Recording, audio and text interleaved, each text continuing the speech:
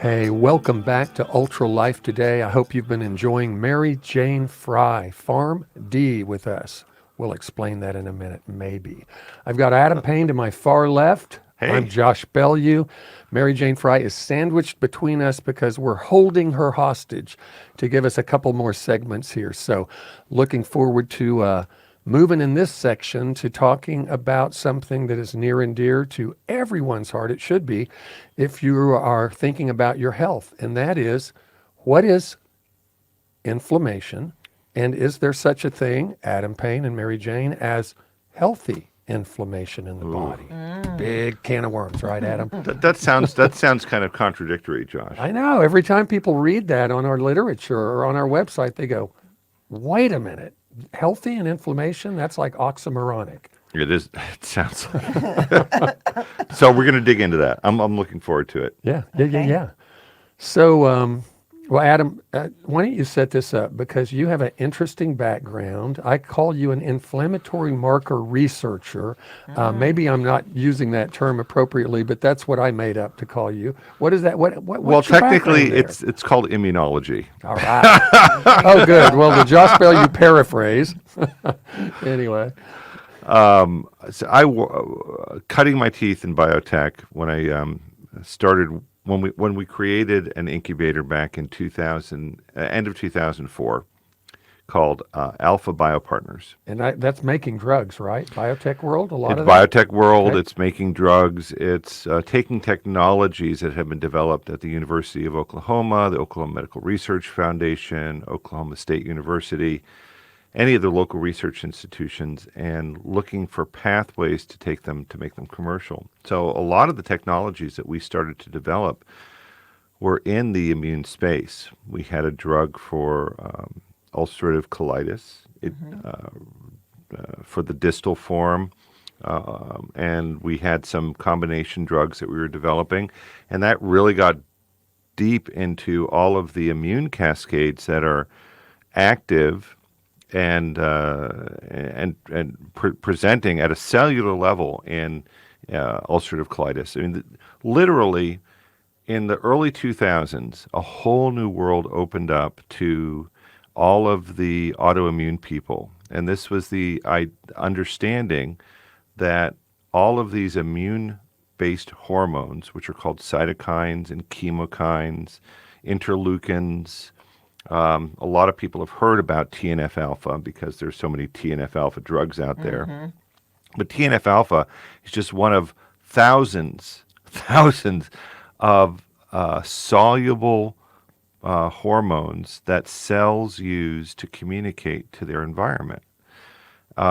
Cells do not use, they don't have a language, they're not making sound, they're not creating electrical currents between them. I mean, they are in a little bit in their local environment.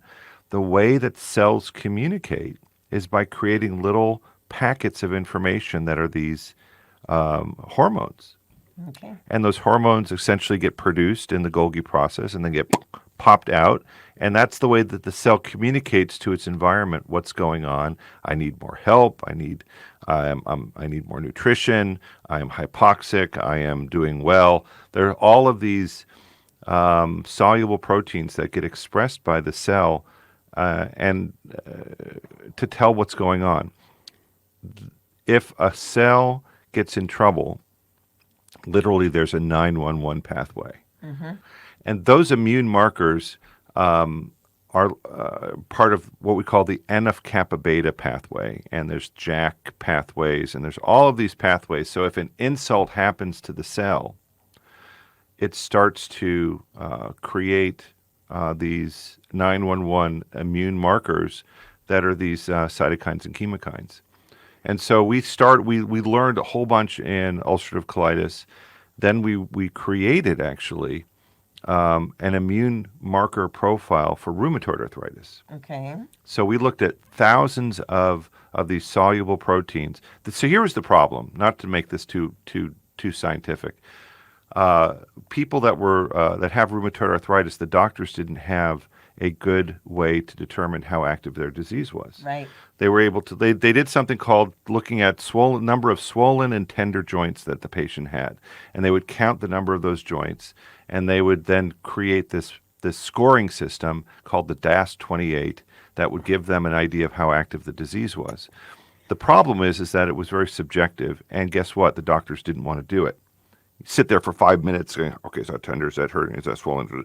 It's not fun to do, and as a result, they didn't do it. So we studied thousands of biomarkers in rheumatoid arthritis, and we found a panel of 8 biomarkers, plus 3, so it's 11 total, that if you measure them in somebody that has rheumatoid arthritis, it gives you an actual level of disease. Okay. And hasn't that, Adam, actually become kind of a gold standard? It is now. For people to use? Yeah, the DAS-28, this tender and swollen joints, used to be the gold standard, but now we found that our biochemical assay measures disease that the DAS-28 couldn't measure. Mm-hmm. So that's a long introduction to saying, it gave me, Josh, a deep appreciation for our immune system, how all of these soluble markers, it's like it's a network of communication. It's like it's a symphony, really, what's going on in our bodies. And the immune system is monitoring this symphony, and if a 911 call comes, it sends the cavalry in there. It's literally like the cavalry or the police force converging on an area in the body to come in and help. And a healthy immune system and healthy inflammation response means that the body is vigilant to what are true insults and true emergencies. An unhealthy inflammatory response is when our body is reacting to normal wear and tear that's in the body, mm-hmm. and is self-perpetuating an immune response that is potentially really negative. So, Mary Jane, you may have heard me say this before, and Adam and I have had fun, and I think this will be really relevant to our listeners. But Adam and I have had the privilege of talking to a lot of board-certified specialists in their disciplines, MDs, integrative and functional MDs around the globe. And we have fun asking them this one question. We say, how much of disease worldwide is tied to unhealthy inflammation in the body?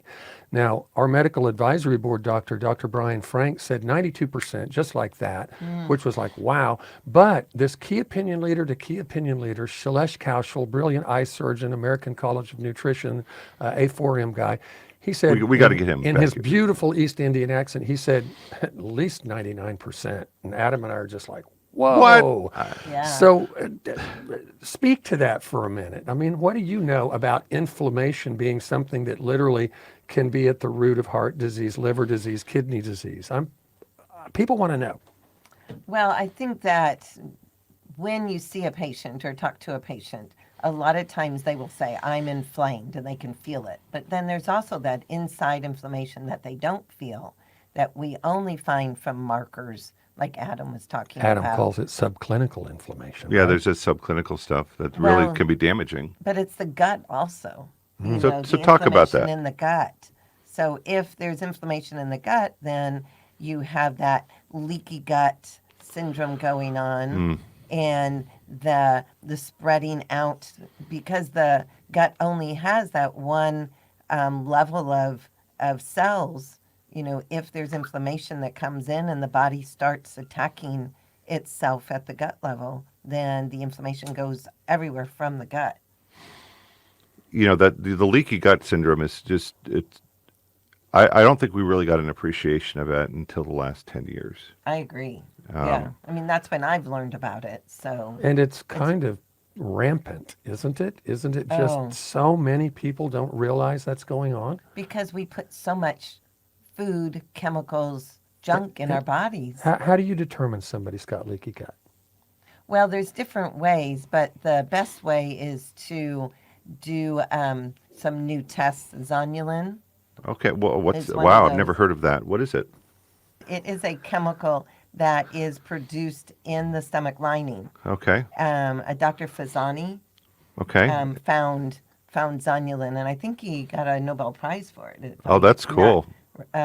Mistaken. So you can measure zonulin, and if zonulin is high, then you have the cells are producing more space in between them, and that's where the leaky gut comes from. Oh, And so, interesting. and so with a couple of minutes left, Wow. describe what leaky gut is like for someone, because I bet there's people listening that are experiencing it and don't know and have never even been able to get a diagnosis. Give me some examples. Well, sometimes leaky gut comes from stress, sometimes it comes from food.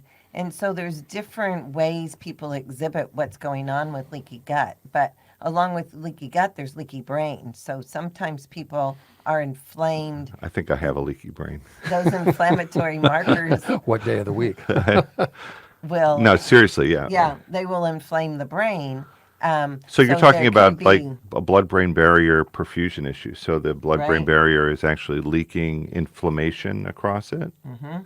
That's So people will exhibit differently. Somebody might have GI disturbances, but somebody else might get thyroid disease that came from the leaky Oh, gut wow. causing an attack on the chemicals that leaked out, being identified as a toxin.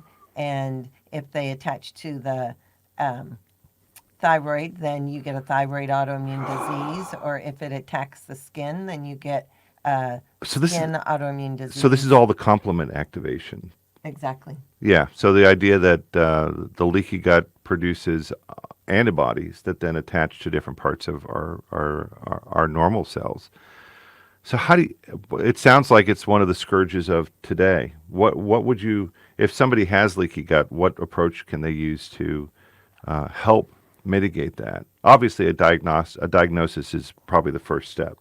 And a lot of times people just say, oh, I think I have leaky gut because I have these symptoms.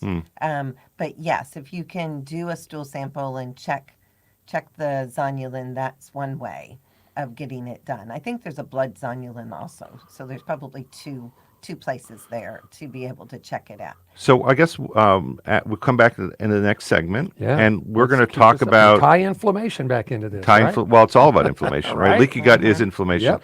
Yeah. We will talk about how approaches that we can use to help heal leaky gut, Okay. and we'll be right back. Yeah, we're having a fascinating conversation with Mary Jane Fry, PharmD. She's a nutritional consultant as well.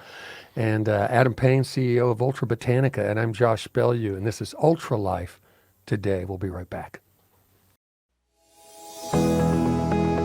Our mission is to take nature's most beloved botanicals and enhance them with our liquid protein scaffold technology. This helps it reach your cells faster and better. With exponentially enhanced bioavailability, you'll feel better every day. Ultra Botanica, the feel-good curcumin. Welcome back again to Ultra Life Today. On my far left, Adam Payne, CEO of Ultra Botanica. Mary Jane Fry from Medic Pharmacy here in Oklahoma City, a PharmD, a nutritional consultant. And I'm Josh Bellew. And we've been talking about inflammation, kind of setting you up for hearing about inflammation, what it may mean to you, different manifestations like leaky gut.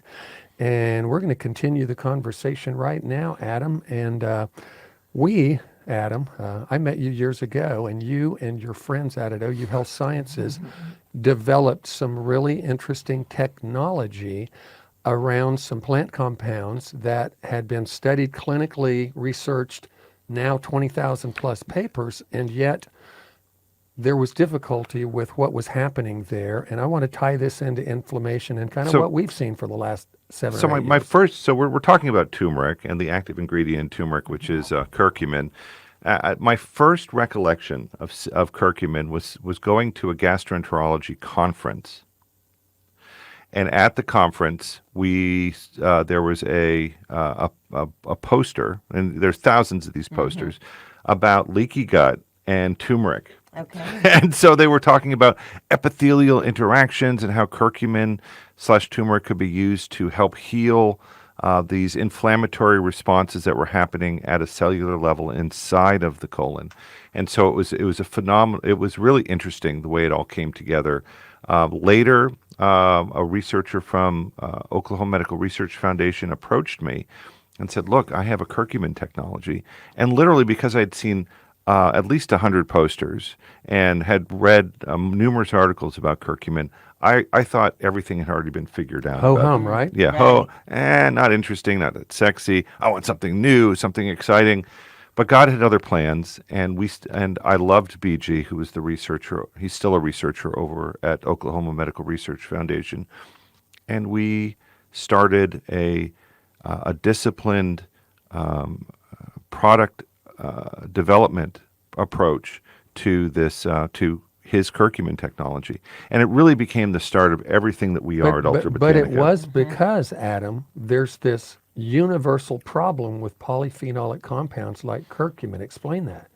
Well, polyphenolic compound. The reason why BG got so excited was because curcumin, which is a polyphenol, and it does not absorb into the body because it's bound to itself. These extracted bioactive compounds in a Petri dish, or if you dissolve them in DMSO and give them to an animal, which we can't do with humans, you can't get them into the body because it's bound to itself. It's like taking quartz crystals into your gut and expecting silicone to be absorbed by your body. The silicone just won't come off of that crystal. It won't actually become biosoluble in your body. So BG's whole approach was, let's take those molecules and get them soluble first. And if we get them solubilized first, then we can deliver them as molecular curcumin into the body. And so we started with that, and it worked. Except it was a big bottle, like this, to get a dosage, and you can't take 30 of these home. Everybody was walking around with yellow tongues and yellow fingers. Yeah, we tried topical. Topical was like, imagine your bed sheets being yellow every night. Not a really good idea.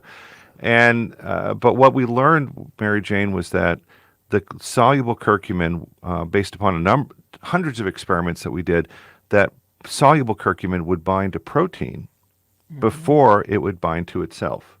So we had the aha moment of I was dropping liquid curcumin on my hand and seeing how it was going into the structure of my cells and staining it. It wasn't going to wash off because it's a staining agent. It's actually the yellow color in French's mustard is That's right. curcumin. Turmeric. Oh, Turmeric. I know that now. Yep. It was going into the cellular structure, and I thought, well, if it's binding to all the proteins in my skin, why don't we just use protein as a delivery mechanism? You know about prodrugs, right? Right. Things when you attach something to something else, so it'll get into the body and be absorbed. So we tried it, and we found that we could concentrate this bottle of liquid curcumin down to a capsule, and it worked. People were calling us up and telling us, I had what is it called? Tendinitis. Yeah. I couldn't put any pressure on my arm for months. I tried your product last night, and I was able to push myself up out of bed and play golf that day. So it was astonishing, literally, the number of people that came up to us and told us, "I'm changed. What is this stuff? Is it heroin? Because I was able to do things today I haven't done in 20 years." So this is a life-changing discovery, Adam, that you and your friends out at Oklahoma Medical Research, OU Health Sciences. But Mary Jane, when I met you, I got to meet you through a health meetup where a number of different professionals around Oklahoma City come together, and you all are kind of what I call the integrative pack here in Oklahoma City. Oh, that's right. We met you guys at that outing, right? You think outside the box, and Keith Bishop was so kind to share his experience with UltraCur with you, but you had curcumins over there at Medic Pharmacy. You had even medical versions of turmeric and curcumin products. So what was the difference? Because I always love hearing people say, we had these things on the shelf, people were buying them, but when you ask them what their results were with those, it was real hit and miss. And sometimes it was like, had to take them for 30 days. What was your experience when you had your opportunity to put your hands on UltraCur for the first time and begin to talk to your patients about it? Well, the first thing that I always say is that this is a local company. So I am an advocate for local businesses. But then I talked about the technology and how it got into the cells better. And people started trying it, and they were coming back and telling us, oh, that's much better. I'm doing better on that. Every once in a while, somebody has a glitch, but we've talked through some of those before of why they might have a glitch, like why somebody does better on regular than they do on the pro. But in general, I've just used it on arthritic patients. I've used it on female patients. I've used it in gut patients. I've just used it across the board, and we get results, and we get them quick. So Adam, kind of going back to what we talked about earlier, this weird thing called inflammation, unhealthy inflammation, subclinical, people don't even know what's going on sometimes. It actually affects our whole body, doesn't it, Mary Jane? It does. Yes. Well, this is leaky. This is really a part of leaky gut. Right. A That's leaky gut why is it affects essentially, the whole body. if those tight junctions in our gut are open, and they get open because of inflammation.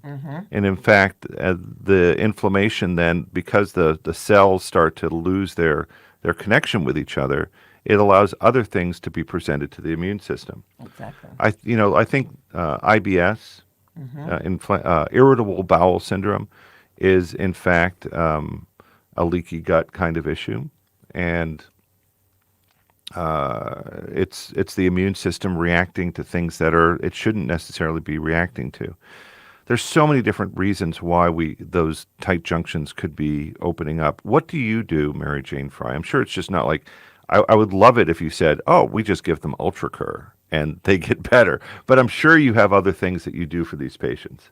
Well, if it's somebody's walking in off the street and saying, I'm inflamed or I'm hurting, then that is my go-to. Right. Well, good. Cool. I start there. And then we might be looking at tests depending on what else is going on.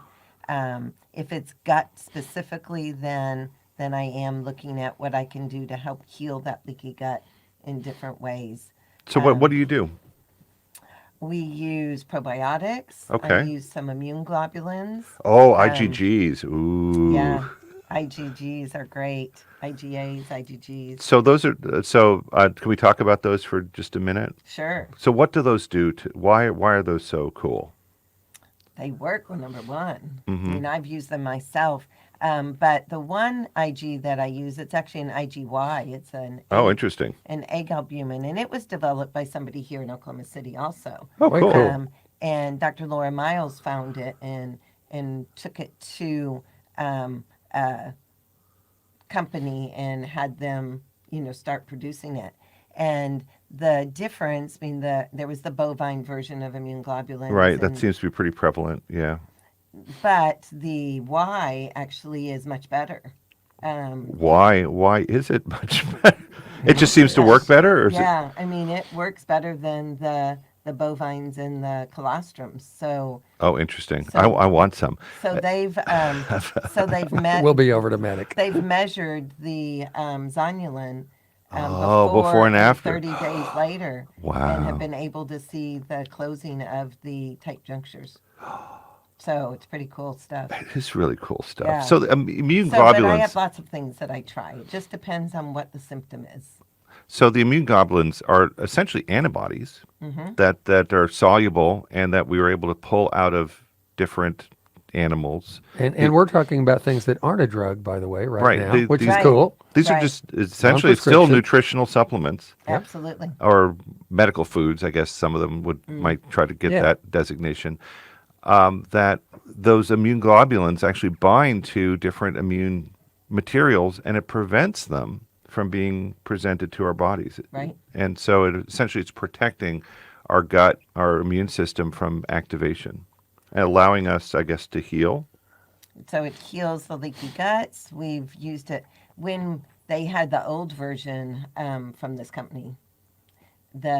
They used them for immune boosting too. So my sister would be flying overseas, and we would give her a bunch of the IgG so that she wouldn't get sick on the plane. Oh, what a great idea. So I love immune globulins. I've used them for years. So, Immune globulins. yeah. So we've Cool. We've touched on something. We've danced around something today. But Adam, you and I, over the years, when we first got together, we recognize that here in America, people want fast results. They want transformative results. They want it to happen yesterday. They've got the microwave mentality. They're used to having everything now. And you guys developed a supplement that creates these transformative results for people that have mobility issues, that have pain and stiffness. But we've touched on something today that I think is so important. We never talk about it enough here at Ultra Botanica, and that is this. Our friend Kyle Drew calls UltraCur what? The everybody, everyday supplement. curcumin. He gives it Curcumin. to his son, who's a teenager. He's given it to him for years. And he said everyone should be taking at least a preventive or a maintenance dose of UltraCur every day because of its unique ability to affect Not infect. inflammation. Infect Infect inflammation. in a good way. Affect inflammation all over the body. And you know, for me, I'll step out on a limb here. I think if you can reduce inflammatory markers in the body and you can keep them down, you're looking at a better quality of life. You're looking at longevity and the potential to avoid some of the real health traps that people hit as they age. You know, Is that a fair Absolutely. statement? It's a fair statement. You know, imagine a neighborhood where the police are being called all the time. All the time. Well, Right. it's a police state Oh, that's now. great analogy. Right, and so if you, militia. it's not a good neighborhood, Yeah. right? If you reduce, and you need the police if there's a problem, right? But if they're being called all the time because of the whatever's going on, but it's really not bad, then we have a problem. If we can help our body heal, and reduce a police state in our tissues, in our joints, we're going to serve our bodies well. Well, Okay. and one thing, Throw out a closing statement for us, Mary Jane. well, I remember when you talked to us early on, and it was the inflammation of the brain. Oh, And so the clinical depression inflammation. Yes, and different yes. things like that. So I think that goes to that everyday type thing for some people because it does. I mean, you had stories that Mm-hmm. were very impressive and memorable for me to be able to see that. Yeah. So- On another segment, we'll talk about a permeability study that Adam had done to prove that UltraCur actually crosses the blood-brain barrier. We'll talk about that. You have been listening to Ultra Life today. We've had our dear friend Mary Jane Fry, PharmD, Medic Pharmacy. Mary Jane, how can they get a hold of you if they would like to do some telemedicine or nutritional consulting or come to Oklahoma City and meet you at Medic Pharmacy? So I'm at Medic Pharmacy. We're at Hefner Point in Oklahoma City. Our phone number is 405-755-3921. And the website is medicokc.com. And you can send a message through that system also. thank you. So here we are on Ultra Life today, I think fourth or fifth segment, Adam. It's been so much fun bringing in our friends. And this is Adam Payne, CEO of Ultra Botanica. I'm Josh Bellew. They called me the Chief Product Evangelist. And we're all saying goodbye till next time. Thanks. Yeah, thanks everybody. Take care. Bye-bye.